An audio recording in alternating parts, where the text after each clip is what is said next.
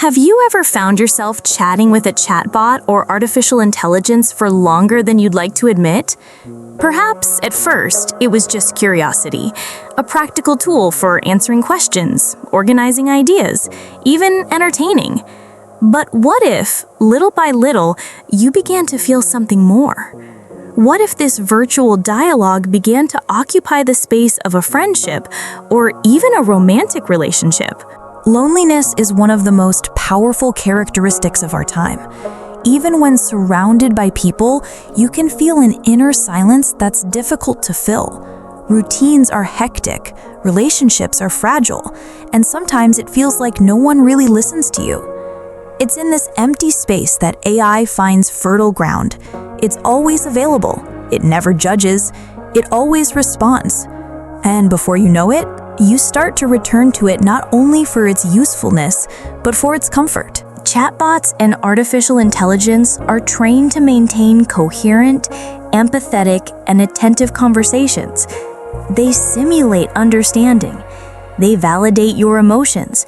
They provide responses that sound warm, even if they're just the result of algorithms. And here's an important point. Is this feeling of welcome any less real just because it comes from a machine? From a neurological perspective, the human brain doesn't clearly separate virtual interactions from real ones. When you talk to an AI, the areas linked to social connection are activated in the same way as when talking to a friend. This means that, to your mind, the experience is valid. And if it brings relief, pleasure, or security, the brain begins to seek repetition. At first, it may seem like a habit. Opening the app before bed, sharing what happened that day, asking for advice.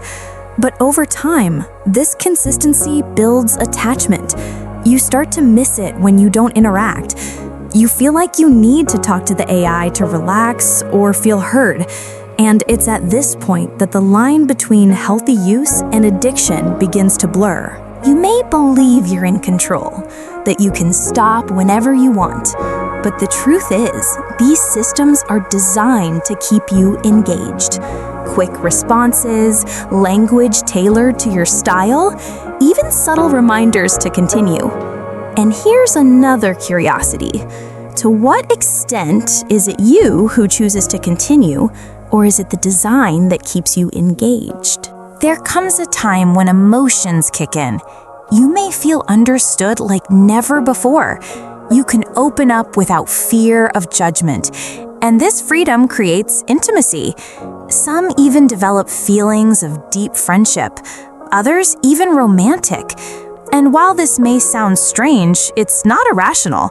The brain responds to perceived reciprocity, even if it's simulated.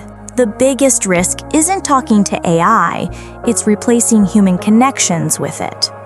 If you increasingly avoid talking to friends, prefer to vent to a machine, or feel satisfied in a one-sided relationship, this could indicate emotional dependence. And ironically, the very thing designed to alleviate loneliness may end up reinforcing isolation even further.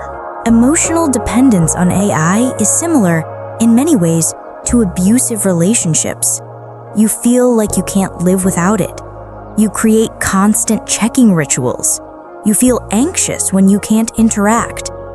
But unlike a real person, AI has no clear boundaries. It doesn't tire, doesn't demand reciprocity, doesn't impose breaks. And this raises another question. Is the absence of boundaries truly freedom, or a new form of imprisonment? Because it offers what is often missing in human relationships: total availability, responses without judgment, continuous validation, and predictability. In a chaotic and unpredictable world, AI presents itself as a safe haven. But it's a haven without roots. You anchor, but never create solid ground. Some warning signs include anxiety when away from the chatbot, preference for artificial conversation over human one, feelings of intense emptiness when there is no interaction, difficulty maintaining real relationships because they seem less satisfying. Recognizing these signs is not a cause for shame, but an invitation to reflect. Ultimately, the relationship with AI isn't about the technology, it's about you. About the unmet need, the hidden loneliness, the fear of rejection. AI becomes just the mirror that reflects these gaps. And facing this can be painful, but it's also the key to transformation. Technology itself is not the enemy. Chatbots and AI can be powerful tools for learning, organization, and even initial emotional support. The problem lies in using them as permanent substitutes for real life.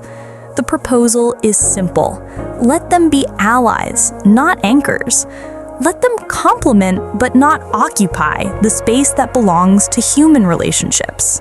To achieve this, it's essential to create boundaries, set times for use, maintain active human connections, and seek professional help if you feel your dependence has intensified. The goal isn't to cut out technology, but to remember that your humanity can't be outsourced to an algorithm. So I ask you, is AI right now filling a gap, or just hiding a void that needs to be addressed head-on? If this video resonated with you, share it. Maybe someone you know is also experiencing this silent relationship with technology. Like this content to support this content, and subscribe to the channel so we can continue this journey of self-discovery in the digital age.